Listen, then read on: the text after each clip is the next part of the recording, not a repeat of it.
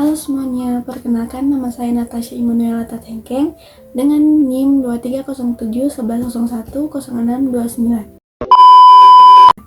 Pada saat ini saya akan menjelaskan tentang materi mengenai Instrumen Nasional Pencegahan Korupsi dan lembaga-lembaga pencegahan korupsi di Indonesia. Saat ini kita masuk ke dalam pengertian korupsi.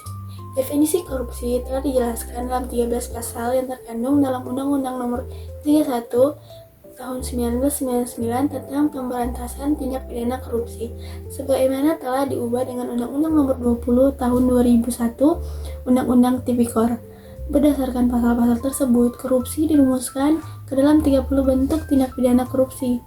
Namun pada dasarnya 30 bentuk tindak pidana korupsi tersebut dapat dibedakan menjadi 7 kelompok, yaitu yang pertama, korupsi yang terkait dengan kerugian uang negara. Yang kedua, suap menyuap. Yang ketiga, penggelapan dalam jabatan. Yang keempat, korupsi dengan pemerasan. Yang kelima, perbuatan curang. Yang keenam, benturan kepentingan dan pengadaan. Yang ketujuh, dengan gratifikasi. Oke, kita masuk ke dalam pengertian pencegahan korupsi. Menurut Kamus Black Law, kecurangan adalah suatu perbuatan yang bertujuan untuk menguntungkan diri sendiri, yang dilakukan dengan cara melanggar hukum dan merugikan orang lain atau pihak lain. Kemudian, sebagaimana diperkenalkan oleh Association of Certified Examiners dalam salah satu publikasinya yang populer, yaitu Pohon Kecurangan. Salah satu bentuk kecurangan adalah korupsi. Upaya mengurangi potensi terjadinya praktik korupsi pada korporasi, maka diperlukan upaya pencegahan yang memadai. Agar supaya pencegahan dapat dilakukan dengan komprehensif, maka Komisi Pemberantasan Korupsi bersama Kamar Dagang dan Industri Indonesia, para pakar dan praktisi di bidang tata kelola yang baik, mempublikasikan panduan pencegahan korupsi di dunia usaha.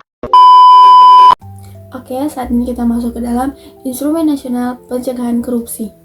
Instrumen diartikan sebagai a tool or device that is used to a particular task. Dari pengertian tersebut, yang dimaksud dengan instrumen pencegahan korupsi adalah alat yang digunakan untuk mencegah dan atau memberantas korupsi.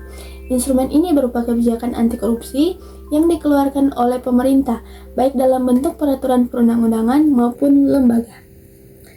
Instrumen ini meliput yang pertama, peraturan perundang-undangan, yang kedua, strategi nasional pencegahan korupsi, yang ketiga, sistem pengawasan keuangan negara, dan yang keempat, sistem transparansi dan akuntabilitas pemerintah.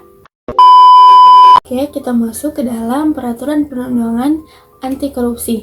Ketentuan yang termuat dalam Undang-Undang Nomor 31 Tahun 1999 sebagaimana telah diubah dengan Undang-Undang Nomor 20 Tahun 2001 tentang pemberantasan tindak pidana korupsi. Selanjutnya disebut dengan Undang-Undang Tipikor, menunjukkan bahwa korporasi dapat menjadi pelaku tindak pidana korupsi dan atau pihak yang diuntungkan dari tindak pidana tersebut. Sesuai dengan penjelasan Pasal 20 ayat 1 Undang-Undang Tipikor, yang dimaksud dengan pengurus adalah organ korporasi yang menjalankan kepengurusan korporasi yang bersangkutan dengan anggaran dasar, termasuk mereka yang dalam kenyataannya memiliki kewenangan dan ikut memutuskan kebijakan korporasi yang telah dikualifikasikan sebagai tindak pidana korupsi. Oke, kita masuk ke dalam lembaga-lembaga pencegahan korupsi di Indonesia. Kebijakan anti korupsi yang dikeluarkan oleh pemerintah dalam bentuk peraturan-peraturan dan lembaga, antara lain beberapa lembaga yang berperan dalam pencegahan korupsi Indonesia. Yang pertama, ada Komisi Pemberantasan Korupsi atau KPK. Yang kedua, ada Badan Pemeriksaan Keuangan atau BPK. Yang ketiga, Badan Pengawasan Keuangan dan Pembangunan atau BPKP. Yang keempat, Komisi Yudisial. Yang kelima, Ombudsman RI. Yang keenam, Pusat Pelaporan dan Analisis Transaksi Keuangan. Yang ketujuh, Otoritas Jasa Keuangan atau OJK. Yang kedelapan, Komisi Pengawasan Persaingan Usaha atau KPPU. Lembaga-lembaga tersebut bekerja sama untuk meningkatkan pengawasan integritas dalam pemerintahan.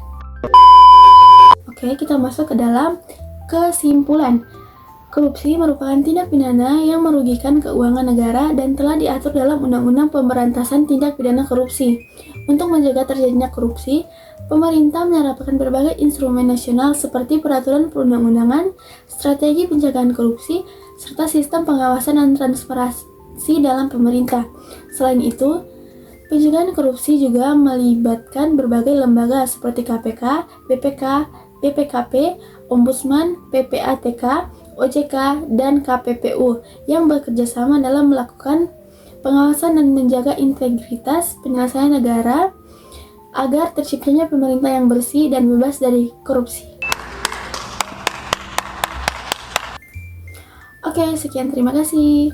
Bye. Labanang al